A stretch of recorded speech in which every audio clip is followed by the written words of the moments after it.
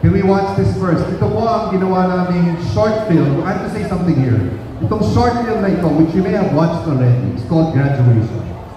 Kasi ang problema sa mga naabuso, kung minsan akala natin, pag na-rescue sila, tapos na ang kwento. No! When a person is rescued, nagsisimula pa lang ang recovery. At napaka-importante ang suporta ng kaibigan at ng pamilya. At ng kapatid. And in this video, if you've not seen it yet, but if you've seen it, i-review lang natin kung paano nakatulong ang isang kuya sa isang babae na traffic.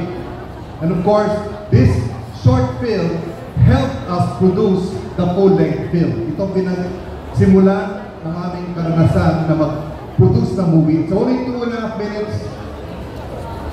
By the way, the song behind this is also from my son, the other son, who wrote it, and his son, Benjamin. So it's called Graduation. Can you watch this?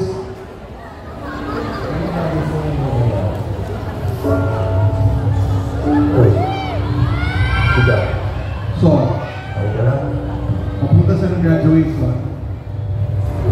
Pero mukhang hindi masaya. Nahuhulis na pala yun. Kicks din din. Mga close friends ng pamilya natin dyan. Kung gusto mo umuwi ka, i-drive kita.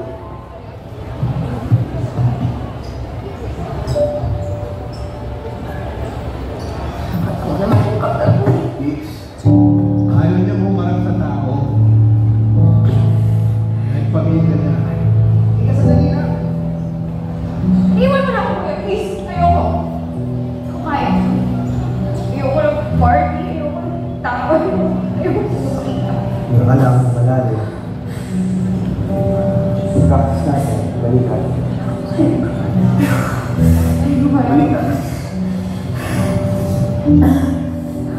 Sumasabay kita. Mire. Mira.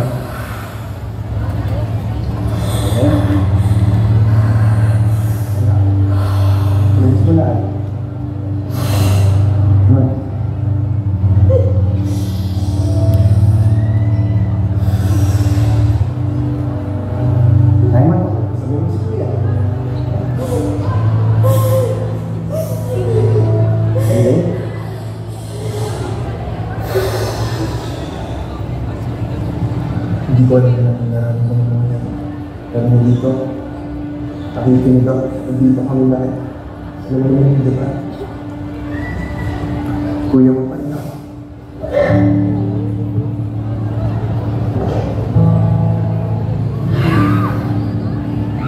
Hindi mo alam dito. Lahat ng nararamdaman mo.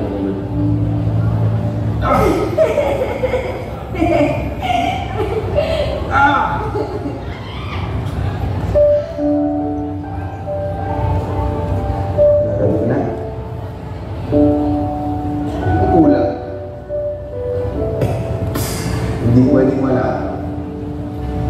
Sabi ni Kuya.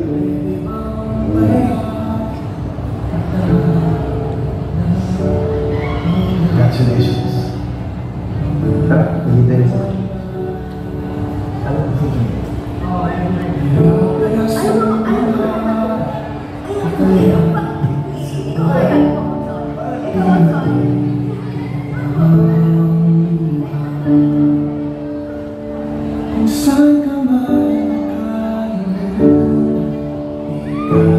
Graduation is not the end, it's just the beginning. Ito ang pinayaran dyan. For victims of human trafficking, rehabilitation is a journey. With your help, we can support survivors long after the rescue. Healing starts with community.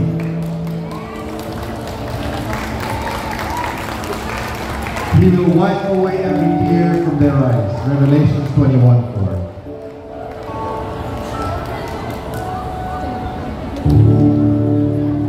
Ang ilan po dyan ay mga dating biktima na nag-recover na at volunteer na rin sa Toto Rescue.